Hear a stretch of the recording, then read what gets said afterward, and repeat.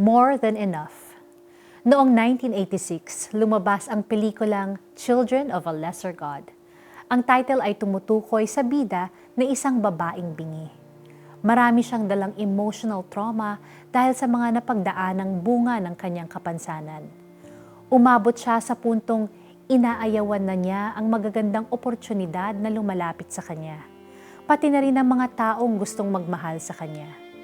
Takot na kasi siyang umasa at pagkatapos ay masaktan lang muli. Ikaw rin ba, nararamdaman mo paminsan-minsan that you are a child of a lesser God? Baka sumagi na sa isip mo that you were created by a God na kulang sa kapangyarihan kaya puro struggle ang pinagdadaanan mo. It's easy to feel like you belong to a lesser God when everyone around you seems to be thriving. Ang totoo, no one's life is perfect. We have all experienced hardships and pain. We have all suffered and lost. Hindi ito ang plano ng Panginoon para sa atin. It is a consequence of sin and living in this fallen world. But the Lord promised to save us from sin and put us under His protection. He is also loving and merciful. Ilang beses binabanggit sa Bible kung paano niya inaalagaan ang mga taong nasa pinakamabigat na sitwasyon.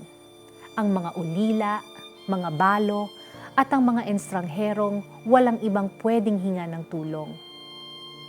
We were all created by one and the same God. When He looks at us, He doesn't divide us as less and more. If we acknowledge Him as the Lord of our lives, we will see that He will always provide us with more than we ask or need. Manalangin tayo. Lord Jesus, I believe in You.